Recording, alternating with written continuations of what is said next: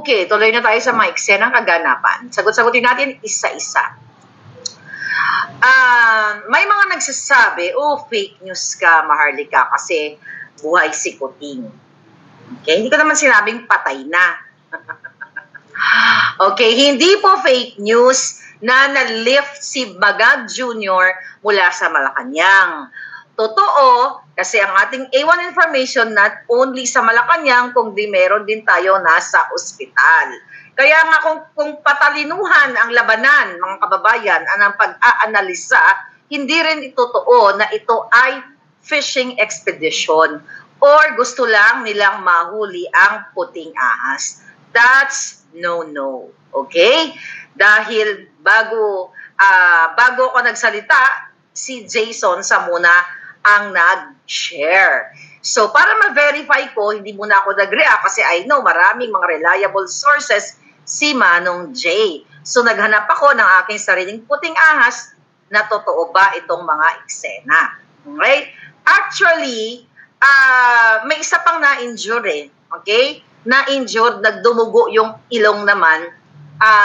Hindi ko lang alam kung sino ang nauna or, sino ang nahuli. Na itong si Lagdameo, ayon sa ating puting ahas, ay bigla namang tumulo ang dugo-dugo gang habang siya ay kumakain ng merienda. Tumulo ang dugo, kadiri nga daw, sabi nung mga nakapaligid sa kanya.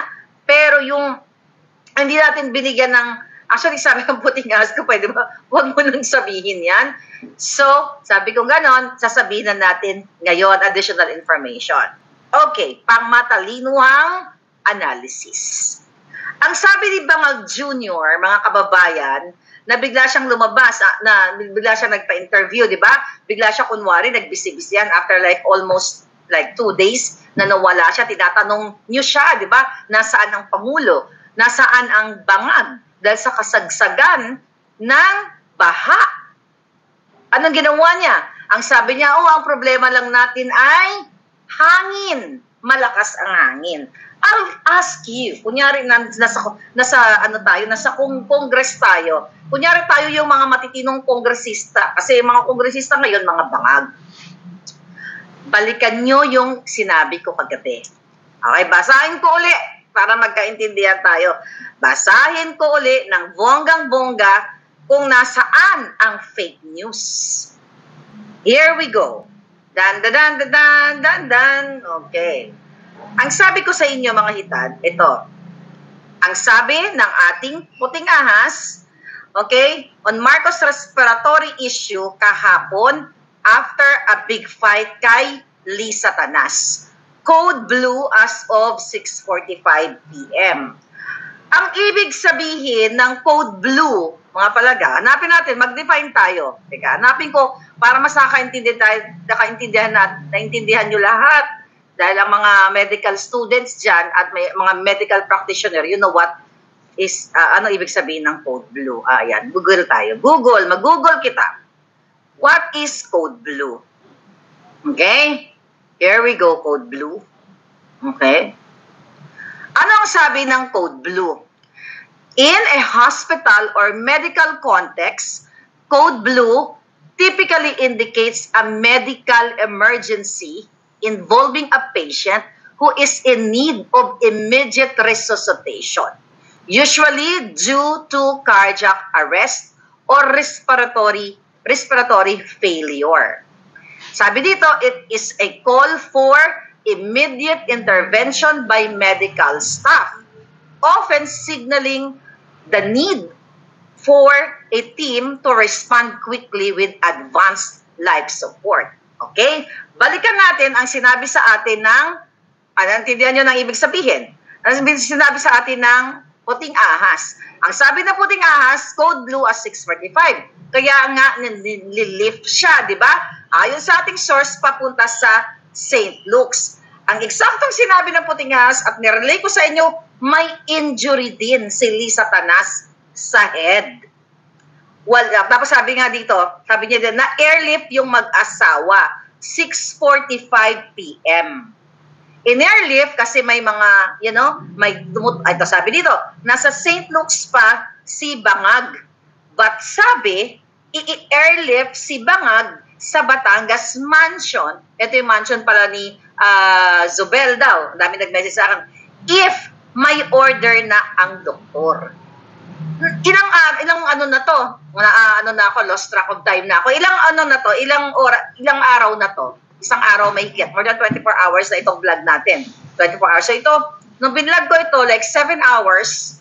Sabi ko sa inyo, 7 hours ago, so plus 24. So that is 1 day and 7 hours. Okay? Kasi around this time din tayo nag-vlog.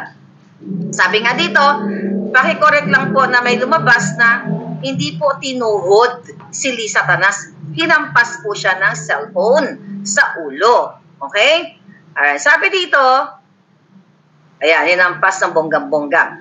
At ang sabi na dahil narinig ng mga puting ahas, hindi lahat, ng PSG, ng mga staff na nagkagulo, ang Coca-Cola addict o pulboronic na mag-asawa, mga kababayan, ay lumabas si Lisa Tanas na duguan o tumutulo yung dugo ayon sa ating source, mga palangga, at nagpatawag nga ng PSG para i-airlift sila papunta sa St. Luke's ayon sa ating Juting Jahas. Okay? Ang sabi nga dito, kumakalabog, sabi ganun. Kumakalabog po, sabi ganun, puro mura ang naririnig. Lumabas si Lisa Tanas, tumawag ng PSG. Tapos, Lisa Hablad, bangag sitting on the chair na color blue. Okay? Galit siguro or hirap huminga. Okay? Nabalikan natin yung meaning ng code blue. Diba? Ipinaliwanag kanina, ito ay pwede ginagamit sa hospital setting or medical context in case of emergency situation na kailangan i-resuscitate or i-revive ang isang taong nag-blue o nahirapan huminga. Hindi ibig sabihin na ang taong nag-blue o nahirapan huminga ay sick. Meaning sick. Sige. Sick. What is the difference between sick and injured? Okay? Sick and injured. Okay, tignan natin. Para magkaintindi. Kasi doon tayo pupunta sa sinasabi ni Bangag. Ang ibig sabihin ng sick o may sakit, sabi dito, the term sick generally refers to a state of illness or being unwell. It can describe a range of conditions from mild symptoms like cold to more serious health issues. In everyday language, it can be also used to express dissatisfaction or displeasure with something. Okay, hindi masyadong explanation. How about yung injured? Okay? Injured. Ano ibig sabihin ng injured? I-google natin. Okay, injured. Sabi dito, means having sustained physical harm or damage to the body due to an accident, trauma, or other external forces. So, question, ano si Kuting? Injured ba siya or sick? Okay, ang tanong ko sa inyo, ano siya, injured or sick? Injured siya. Hindi ko naman sinabing malala ang sakit niya kahapon, pero nung sa kanyang interview, ang sabi ni Kuting, sabi niya, what do you think? Sabi niya, do I look sick? Wala akong sinabing may sakit siya.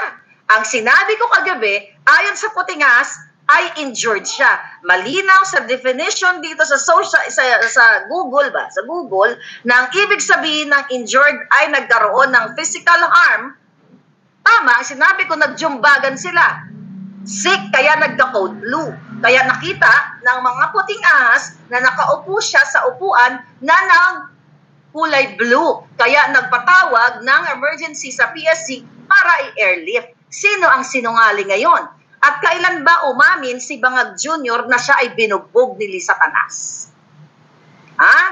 Napilitan lang siyang lumabas kasi umiikot na sa buong mundo, okay, buong na may Pilipino, na sila ay nagjumbagan. The subject ng ating vlog, nagjumbagan dahil si Bangag at si Lisa ay addictus benedictus.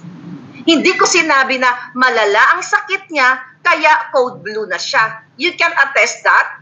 Nurses, doctors, may mga, kahit na hindi kayo nurses, basahin nyo lang i-google nyo lang ang sinasabi ko. Ayon sa definition, pag sinabi mong injured ka, okay, Sabi niya, ito, ang definition, this can also include cuts. Nahiwa yung kamot ba? Nahiwa ka, natusok ka ng ballpen or whatsoever. Bruises, fractures, sprains, or other types of damage. Tapos sabi dito, yan ang ibig sabihin yan. The term generally implies that medical attention of care might be needed depending on the severity of the injury. So meaning, dahil dagbugbugan sila, nataranta si Lisa Tanas. Okay? Meron din siyang injury, according to our source, tapos si Bangag, nakita niya na nagbu-blue, kaya code blue, kailangan ng emergency. And mind you, may tinatawag na code blue unsuccessful. Pag sinabi mong code blue unsuccessful, hindi mo na-revive, na-tsugi. So, balikan niyo yung vlog ko. Sabi ko nga, 7 hours ago, by this time, I don't know kung nakalabas-labas si Bangag. Di ba yung sinabi ko? Code Bangag, sabi ni Rebecca Ogata. Code Bangag. Di ba? Balikan niyo yung sinabi ko.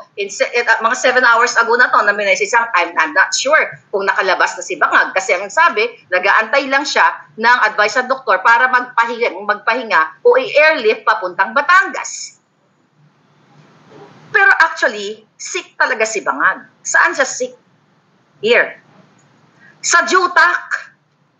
Pero yung inulat ko sa inyo kagabi, hindi yung clickbaiting or fishing expedition or hinahunting ang mga puting ahas. No, mali kayo doon palangga.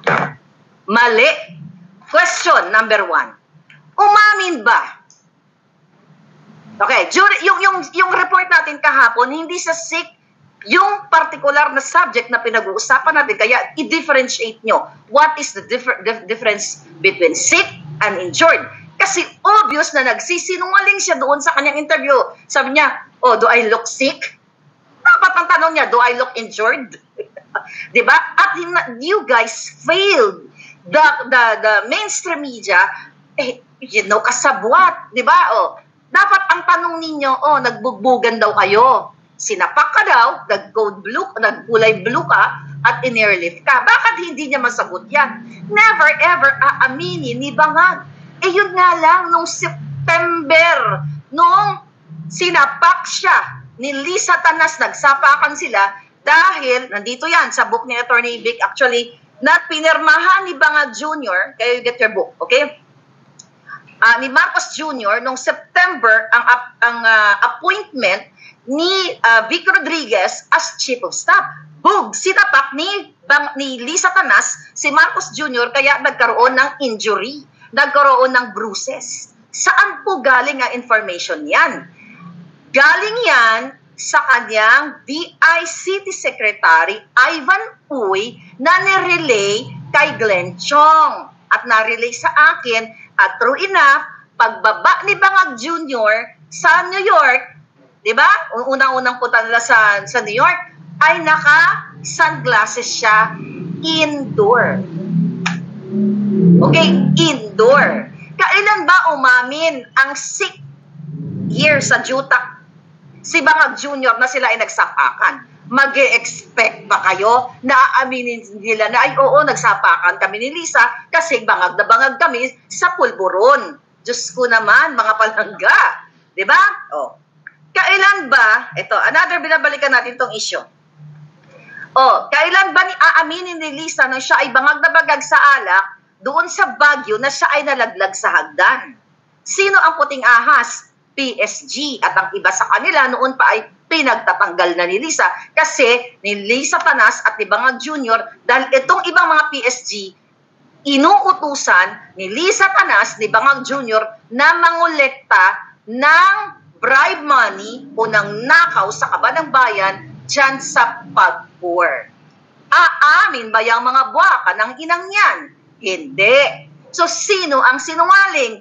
Etong mga jutang ginemis na yan, Actually, kakausap lang namin ang ating St. Luke, puting ahas. Sabi ganun, Miss Maharlika, hindi kami pwede magbigay ng komento. Okay? Pero, yes, may na-airlift po. Ay, sabi ni Virginia Malone, sa nakakalungkot, buhay pa. Hindi niyo ba napansin? Maraming nalungkot na buhay pa si Bangag. At ngayon, nagpasikat ang gago, di ba? Ay, nagpasikat, nagpakalat ng sinungalingan, pa-video-video sa taas ng helicopter. Wala sa ground. Habang kayo ay lumulubog sa baha, lagpas tao ang inyong mga bahay, then patuloy pa rin kayo sa pag-deny ninyo na kayo ay nabudol. But again, it's not my life, it's your life.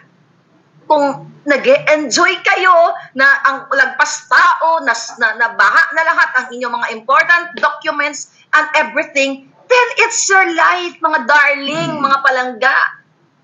Another issue na binalikan ko. Okay? Naalala ninyo? Yung sinabi ko sa inyo na si Lisa Marcos ay nang dura. So para ma-remind ko yung information, tinawagan ko yung puting ass natin dyan. O Lisa Tanas, hindi naman nila iulat sa inyo, no? Sa inyo, nagjumbagan sila, iulat ba nila sa iyo kung nag-swing sila o nagtsoktsakan sila ng groupie? Sige nga, hindi nila iuulat yan. Saan natin nakukuha ang mga ulat na ito? Sa ating mga kuting jahas. Alright? So, na-force lang si Kuting, dapat maghilay-hilay-anay siya, hayaan niya muna kayo, matulog muna siya sa Bagyo, pero dahil nag-circulate na ito sa buong kapuluan, na siya ay maaring dead na, kailangan niyang lumabas. Nasira na naman ang kanyang trip na magpahuway-huway. And even si Liza Tanas ay na-forced.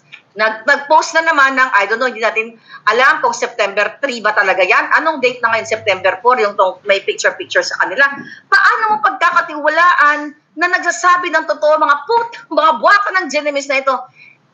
Ang picture ni Lisa, para siyang payat, para siyang ting-ting, tapos sa actual, yung mga kurubot niya dito, dahil sa alak, sa droga, talagang para mga spider, yung kanyang mga galamay dito, ganyan, kayang burahin ng Photoshop. Maniniwala kayo dyan. Nakita nyo, ang dami na, kayo mga bangag kayo dyan sa Kongreso at Senado, nakita nyo, pag nakita nyo si Lisa Tanas, ang kanyang, ganyan, parang, in fairness. Okay? Ako wala akong kulubot, kahit ako ay mag-golden anniversary na. Hoy, wala akong kulubot kasi walang walang procedure yan, In fairness, kaya nga sabi ko, forever young yata ako, di ba? Wala kasi akong bisyo. Ang bisyo ko lang ay boljak na mga buwaka ng ina. Okay? Paano mo paniniwalaan na walang bugbugan? Wala naman siguro, nandyan sa ulo, ganyan. Butang ina, ang kulubot nga nawala sa Photoshop. How much more yung distant, yung picture from afar, diba? Matanggal pati bukol. Diba? You know what I mean? Tatakpan ng bonggang-bongga. But again, mga kababayan, paano mo pagtitiwalaan si Bangag Jr. na hindi siya sick? Sick siya dito. Hindi ba siya sick? Na sinasabi niya 5,500 flood control. Meron tayong 5,500 flood control. Okay? Napoprotekta sa mga baha, mga bagyo, eklabush. After 2 days, boom. Wala palang flood control. Sino ngayon ang fake news? You ask yourselves, mga darling. Ang sabi niya, ang problema lang kasi sa bagyo, nung the other day, 2 days ago, yung bagyo ngayon, kay Enteng, okay naman, malakas lang ang hangin. Malakas ang hangin lang, hindi niya nakikita yung mga overflowing na mga dam, yung mga baha, di ba? Lagpas tao, 2nd floor, 3rd floor. Sino ngayon ang fake news? So according to our source, yanong ko nga, sabi ko, may bago ba tayo? Ma'am, sabi ko, napilitan lang lumabas sa mga bangag. Pero it's A1 information.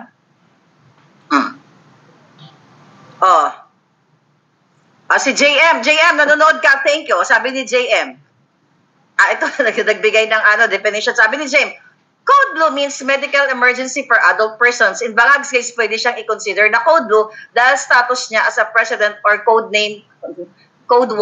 Pwede talaga gamitin yung Code Blue dahil siya yung pinaka-most important person sa Pilipinas. Kahit ako ang hospital director ng St. Luke's, mag-declare talaga ako ng Code Blue dahil presidente ng Pinas, yung may need of emergency assistance or during that time under trauma due to asphyxia. Exactly.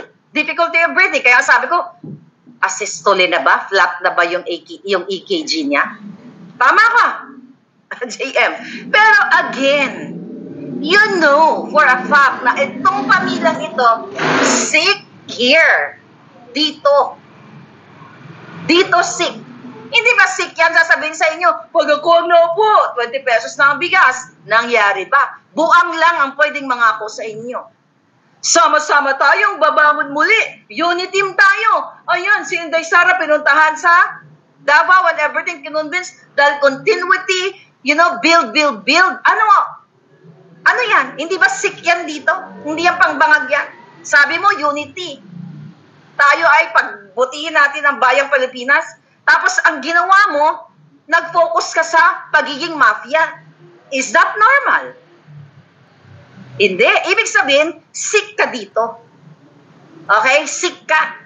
Sabi nga ni Palangga, ni Glenn, ni Selma, physical appearance si bangag, bloated face, and hand, may illness siya aside mentally. You'll never know. But we're talking about doon sa expose natin na code blue. It's true. Coming from our A1. Hindi aamin si bangag. Harap-harapan na nga. Okay, harap-harapan na nga yung kasinungalingan nila. Itong si Cathy Binad, eyewitness na si Marcos Jr. ay nakita niya kasama ang kanyang ex-jowa na sumisinghot ng pulburon. Well, hindi sila sumasagot, di ba? Ito na nga harap-harapan na itinakot din nila ako nung una na ito ay authenticated bangag. After ko nilabas ang authentication, nanahimik ang mga buwakan ng Genemes. Sino ang sinungaling? Ni ang media ayaw nito. Thank you sa The Manila Times. At least inulap nila to through Bobby Tiglao. Sino ang sinungaling? Bakit wala silang salita dito? So, paano ka maniniwala sa bangag ng gobyernong ito? Sabi ni Shem, ang Pilipinas ay code blue na. Yes, kailangan yung, yes, that's true. I like that. I like that comment, Palangga. So nagsabi nun? Si Enrique Bobadillo. Yes, kayo ay nasa code blue, nasa emergency situation na kayo na kailangan nyo i-revive, i-resuscitate ang sitwasyon ng buhay ng Pilipino dahil kayo ay, hindi ba code blue? We just use the word code blue, no? Hindi ba nasa emergency situation kayo na i-revive ang buhay ng bawat Pilipino dahil pinamumunuan kayo ng bangag? Crime, pulburon and everything. Pag nanakaw sa kaban ng bayan, yan dapat ang inyong asikasuhin at hindi ka maniniwala sa mga buwaka ng inang mainstream media na kasabwat na sinungalingalan ni Bangag Jr. ang mga kitpay nila, ang mga bunganga nila sa ngala ng salapi para hindi iulat ang kabut-kadyotahan at kasinungalingan ni Lisa na kidnapper siya. Si Lisa Marcos ay kidnapper. Nangidnap ng 2 bata mula sa Turkey. Okay, sino ang fake news? Bakit walang reaksyon, walang pagbabalita sa mainstream media? Sinupal pala na ang bunganga nila, si Lisa Marcos ay kidnapper. What do you call it? Mastermind. Okay? Bakit si Teddy Boy Locsin tahimik nakipagsabwatan sa kidnapper kasama yung asawa niya? Sino ang fake news? Kaya patuloy na ginagawa nilang pangbababoy sa inyo dahil kasabwat nila ang mainstream media. Tapos sabi ni Bangag, do I look sick? Naku yan, dapat ang pag-ingatan natin yung mga fake news. Julul! Sino ang fake news? I challenge them. Lisa Tanas, Marcos Jr. File a case na sinabi ko, ikaw, Bangag, ang asawa mo, ang administrasyon mo ay kidnapper. File a case ulit dahil maano ka sinungaling ka na ikaw ay authenticated Bangag. File a case. Tapang mga hiyudi puta ka mo. Mga linti ka mo, nami pang hilaon ang inyong mga itlog. Ano siling nyo? Ano sabi nyo? Nung nilabas ko, itong video na to, naku, wag na, tinatakot na yung mga nag-share. Wag kayong mag-share kasi yan deepfake. Yan ay na-forensic, yung tenga ni Kuting magkaiba. Magkaiba ang tenga kasi ang tenga niya ay punong-puno ng kabangagan. Oh, forensic ganito, expert, I need the pakigapang nga, dali na. Dali. I think I need a charger, darling. Okay, wait. Okay, wait lang, palangga. Baka magurgur ako. Anyway, gulo-gulo ng buko. Kasing gulo ng buhay ng Pilipinas. Okay, buhay nyo dyan sa mga kabangagan. Ano? Ha? Bangag Junior. Paano ka maniniwala sa mga to? Totoong na-airlift ka, bangag. Sinungaling kayo to the highest level. Okay, tamo. Another kasinungalingan ni Bangag. Sino paniniwalaan nyo? Si Maharlika o kayo, yung mga sarili nyo? Nung sinabi ni Bangag, wala naman kaming, yung mga pulis dyan, ginagawa lang nila yung trabaho sa KOJC. Wala silang tinirgas. Wala silang armas na dinala. Talk to yourself. Ask yourself. Sino sinungaling? Tayo? O itong mga Bangag? May sakit ang mga Jotang Ginimes. Baka nga daw hindi naabutin si Bangag sa birthday niya. Malay mo. You have to manifest that. Ang daming natuwa. Ay, hindi pala natuwa. Ang daming natuwa nung siya ay code blue, pero maraming nalungkot nung siya ay buhay pa. Mga yawa ito mga to. Okay. Ano sabi? Shout out kay Maitet, kay Palangga. It's not a trap, darling. Ayan, ito yung tsura ni Bangag. Mukhang naka-makeup pa. Mukhang nagkikake pa yung foundation niya. Sabi dito, may nag-send sa akin. Ito si Bangag, Sabi dito, he is alive and healthy. Sorry to disappoint millions of you. So, ibig sabihin, alam mo, that's a positive, post. Ibig sabihin, millions na Pilipino ay nalungkot dahil buhay ka pa, Bangag. Sabi ni Besnarzen, he is sick dito, sa kanyang bungo.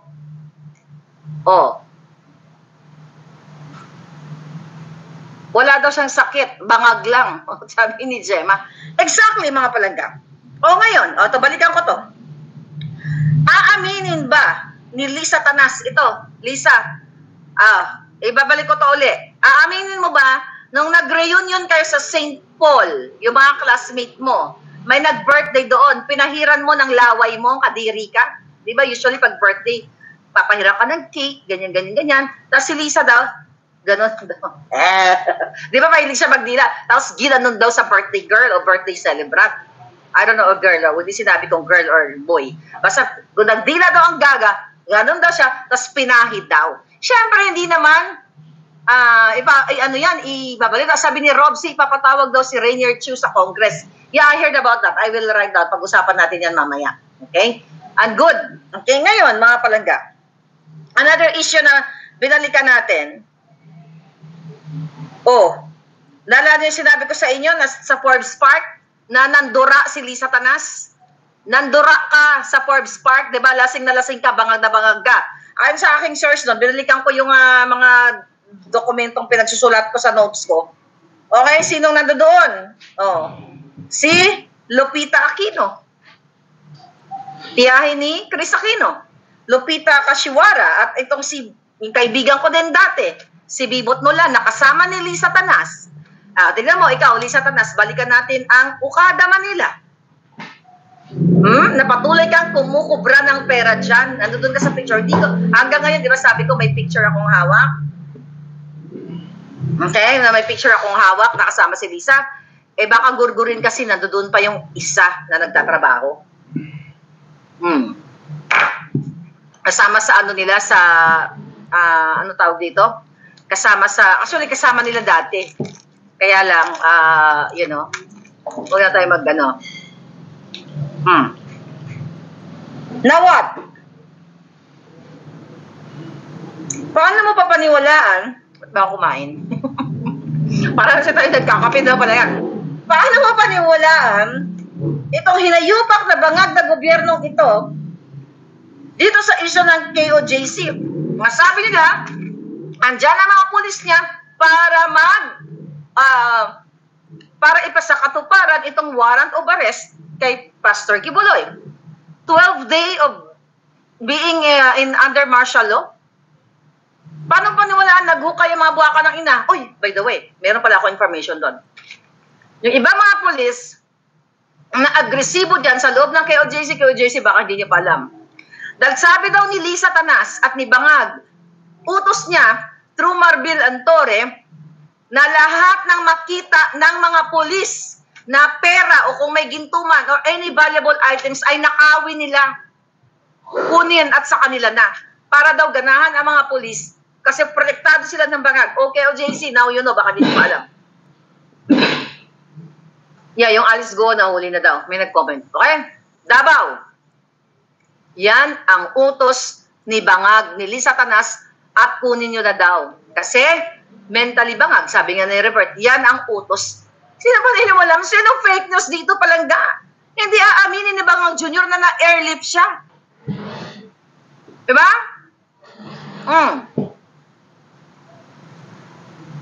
Anong sabi-sabi pa? Ngayon pinipigilan pa tayo. Ang sabi ni Torre, nagsalita siya recently na parang wag maniwala sa mga vloggers at yung mga nasa kalsada kasi ang hustisya daw ay wala sa kalsada at wala sa social media. Pare-pareho sila ng dayo. Ang hustisya wala sa kalsada at wala sa social media. Kailan daw sundin ang rule of law. Putang ina to. Rule of law ba ang paninira ng gamit ng KOJC? Nakita niyo na, rule of law ba yung mga namatay doon? Rule of law ba yung mga na-injure doon, yung mga nasaktan? Sinunod nyo ba ang rule of law? Sinunod nyo ba ang Davao Regional Trial Court na nag-issue ng temporary protection order na lisanin yung mga baka ng ina kayo ang KOJC compound? Sinunod nyo ba? Anong sinasabi nito ni Torre? Well, definitely, we all know that they are bangags and abusador sa kapangyarihan. Nanood ako, yung nakinig-kinig lang ako habang nag-aaral-aral ako ng mga bagay-bagay. Anong sabi ni Abante at nung Luistro, yung Congresswoman Luistro na aminado siya na pinatago niya yung asawa niyang may kasong pangtsutsura, pangtsutsukcha, ay tinago niya yung kanyang asawa. That was 2020. Kinubli niya. Bilang isang lawyer, pinatakas niya, aminado, nandyan, pakalat-kalat sa social media, na tinago niya yung kanyang asawang nasangkot sa tsukcha. Diba yan din? Ang kinakaso nila, ang charge nila kay Pastor Kibuloy? Ganun din. So itong kongresista na ito, na si Luistro, ay aminado niya na kinonsil niya yung kanyang asawa, pinatakas niya o itinago niya. Tapos si Pastor Kibuloy, hindi pwede, kailangan sirain ang kanyang mga propriedad, gorgorin ang kanyang mga members, lahat, di ba? Pahirapan. See the double standard, ang kaputahan ng mga buwaka ng inang ito. Kanina, sa hearing, ito,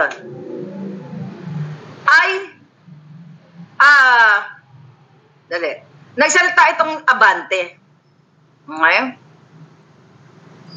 Okay. Nagsalita yung Abante, kasi hinahanap niya si Attorney Topacio doon sa hearing ng Pogo na yon.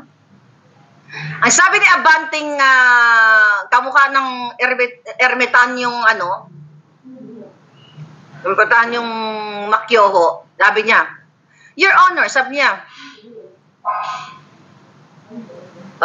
sabi pala, hinahanap niya si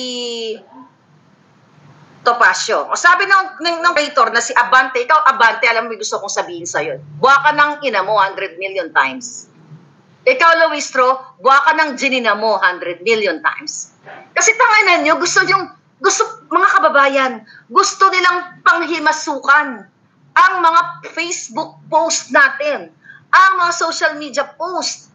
Katulad ni Harry Roque, di ba? Nung nandoon si Harry Roque sa hearing doon nakaraan, gusto nilang panghimasukan. I forgot kung sino nagsabi na kino-question si Harry Roque. I forgot kung sino ang kongresista na yon. Yung mga posting niya sa Twitter or sa Facebook.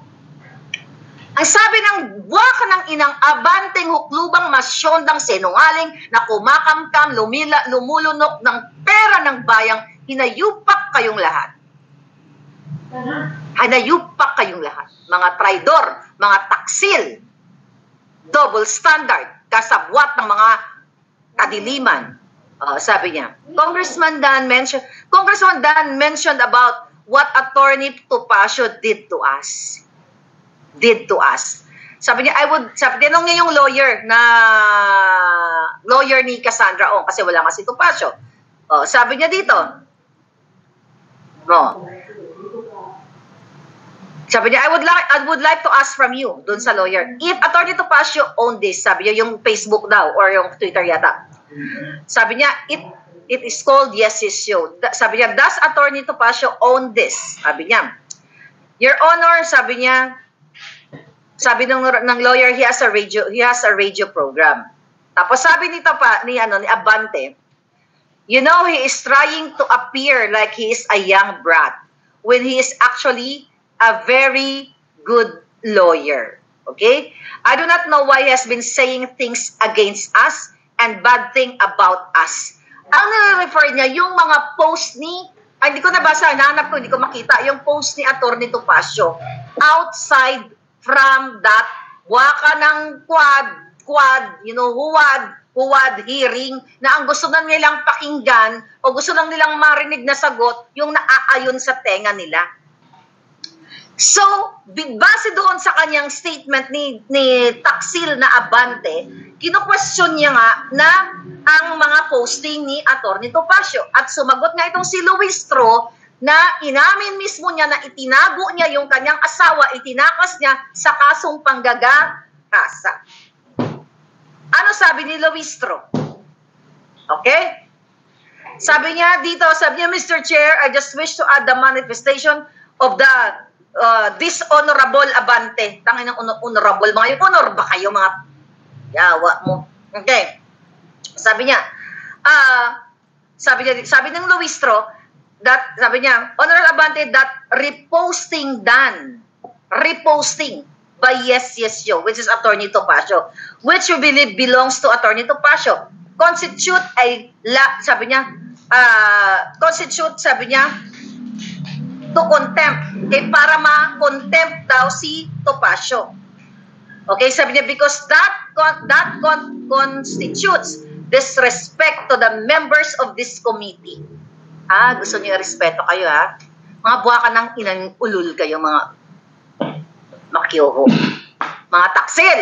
Kailan kayo, you force us to believe nag-honorable kayong mga lintik kayo, nandukot kayo ng mga nakakulong sa bilangguan, mga convicted na mga gumurgor na ng buhay para mag-testify against sa mga gusto nyong sirain na tao katulad ni Duterte at ni Inday Sara o sino pa.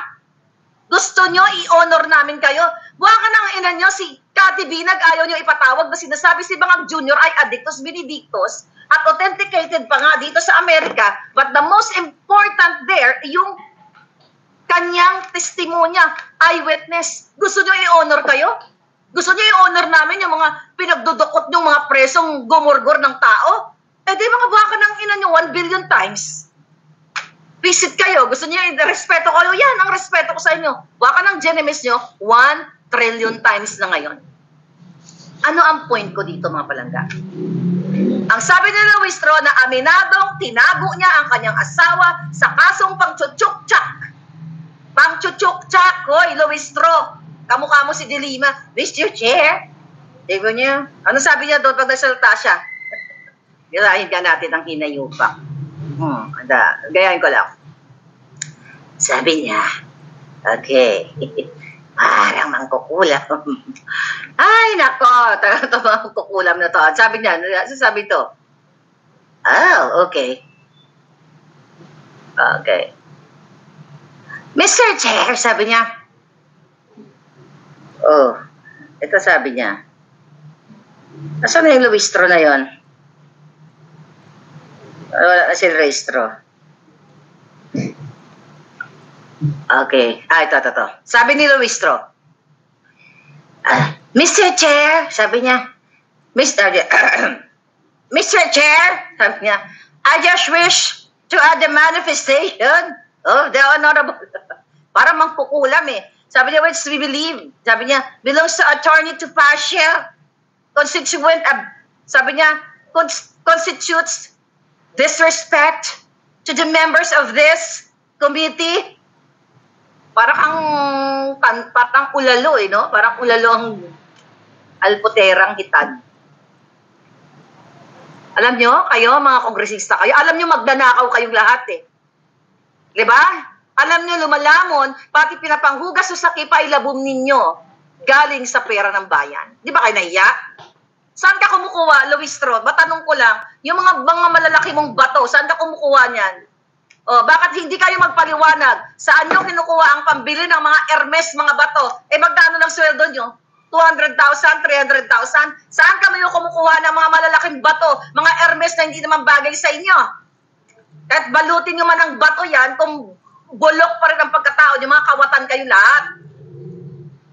Ikaw, Abante, saan ka kumukuha ng pang toothpick mo, ang kikion ng ngipon mo? Ikaw, Dan Fernandez, saan ka kumukuha ng ano mo, ng kapal ng mukha mo? May ano ka pa? May drama ka pa. Miss Chichir, abi mo marunong, mango, andi puta, ropor. Taga-ropor ka no? Lahat kayo ropor. Ropor eh, naging pedestre. Ropor ang hiyo di punggol. Si Kimbo. Kimbo naman, parang, hindi mo alam, parang putiki. Yan mo na. Mr. Chair, wala pa ako matandaan. Parang, kakero! Parang parang mga cartoon character ang mga hiyo di punggol. Diba? Mga giatay. Anyway, mga palangga. This kind of government, abolish them. Abolish them. O dim. Abolish them ba, mga palangga? Ang takapal ng mukha niyo, mga kawatan kayo. Lahat kayo. Saan kayo kumukuha ng pera? By the way, okay? Pupunta sila ngayon sa Davao, doon sa yung mga kongresista. Inutusan na naman daw ni, sana yung nag-message sa akin. Inutusan ni Tambaloslos. Okay, sana yung dami kasing puting ase. Pupunta daw sila sa Davao ngayon at mayroon silang mission. Where is that mission? Okay. Ngayon, mga palangga. Ito Kaya sila ganyan ngayon, yung ginagawa nila dyan sa mga hearing na yan, para yung pogo na yan ay again pagtakpan ang kinasasangkutan ni Bangag Jr. at ni Lisa Tanas, lalo na si Bangag Jr. sa pagiging okay. May nag-message lang sa akin. Si Kuting daw, kailan ba to, palangga? May nag-message sa akin. Sabi, Miss Marlica, tignan mo, parang sumisinghot. Sabi niya, si Kuting, nagmamano kay Santo Papa, parang sumisinghot. Tingnan natin to. Okay. Sumisinghot daw ng pulburon. Tingnan natin. Asa na yon? Okay. Asa yung pagsisinghot ni Kuting? Ito. Ayan, Miss Marlica, nagkano kay parang sumisinghot din. Ayan. Parang sinisinghot. Kala niya siguro may pulburon dyan. Ayan. Okay. Now what? Mamimigay ng ayuda si Tambi dito sa Davao City. Yun nga, mamimigay ng ayuda para kunyari mabuting ginagawa nila. Si Eris Resmer, thank you so much. Now what, mga palangga? Ano ang katotohanan? Sa kapapasok lang. Na-code blue ba si Bangag?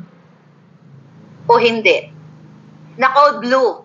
Diba? Na-resuscitate lang ang hinayupak. Again, siya po ay si Bangag Jr., si Ferdinand Marcos aka adik na adiktus, bangag na bangag, dumudugo ang ilong, isang sinungaling ay na-airlift ayon sa ating A1 source. At ito galing sa forensic, siya po ay forensic expert na si Marcos Jr. ay takot na kasuhan si Marlica dahil ito ang katotohanan na siya po ay authenticated na bangag. At handang mag-testify ang forensic analyst dito sa Amerika na ang video na yon ay authenticated bangag. Now what? Naalala ninyo, okay, I think 2 weeks ago, nung sinabi ko sa inyo, itong mga buwaka ng inang kongresista at senador na ito, remember this? na sinulatan sila ng concerned citizen, okay, tungkol dito sa mga kontrabando sa Bureau of Customs. Okay. Sinulatan sila, Congress, Senate, Office of the President. Hanggang ngayon, ayaw itong pag-usapan ng mga kongresista, ng lahat sila dyan, ayaw nila pag-usapan. Balikan natin. Sabi dito sa sulat na ito, Dear Customs, PDEA, Senate, Office of the President, I am writing to inform you of a container ship currently in the port. August 4 ito holding over 1,000 kilograms of S. Okay? Yung S, you know what I mean? Another, yung illegal na asin, which has been awaiting customs clearance for the past 2 weeks. It is imperative that all containers due for clearance are thoroughly inspected for S, including the use of customs and PDEA dogs. The shipment in question is believed to be sent by the same parties, okay, responsible for this S, found floating in the sea. The container is likely sent from Myanmar or most probably Malaysia. Containers from these countries need to be meticulously checked. There are 2 individuals, including assisting Chinese D-Lord, sabi niya, in clearing these shipments who have been aiding the clearance of S containers for the past 6 months. At itong nagpoprotekta dito, Chinese. Okay? Ayon dito sa sulat ay ito ngang si Julian Cuevas o aka Speedy or Speed Cuevas, na nakalagay dito, close friend ni Alexander Araneta Marcos Singhot. Okay, aka Singhot din na si Sandro Marcos. At ang involved itong si Crisanto Brescia, based sa sulat, Administrative Officer, Port of Manila. Sabi nga dito, picture attached na sa email. Kaya nga pinakita ko, andito yung mga picture. Ayan, oh. Siya po, yung tao, ayan. Ayan, di ba? Pinakita ko na sa inyo. So now what? Napag-alaman natin na ilabas na po yan ang shipment na yan sa pamamagitan ng mga kasabwat ni Lisa Tanas diyan sa Bureau of Customs kasi mafia sila. Ayon sa ating buting ahas, mga palangga, nagkagulo-gulo sila simula nung inilabas natin yung information kasi yung pinag-uusapan na 1,000 kilogram na S dito ay nakalabas na. Remember, yun ay mapunta doon sa ano tawag dito, yung pag walang nag-claim, 'di ba? Unclaimed yung mga container ay napupunta doon sa area na kung saan parang sa backyard something, I forgot the term. 'Di ba? Doon sa customs, naiintayin na lang nila kung kunyari kapag kung within 60 days na walang mag-claim yan, parang forfeited na or something like that. Pero ang totoo, sinadya nila kasi magkakasabwat si Rubio, si Bakiran, ayan naman yan, Diyos ko, Lacson pinangalanan na si Rubio ay kawatan dyan sa Bureau of Customs. Si Bakiran pinatawag sa Congress para i-hearing sa kanilang mga involvement dito sa Bureau of Customs, pero ni isa sa kanila walang gustong imbestigahan yan kasi nga magkakasabwat sila eh.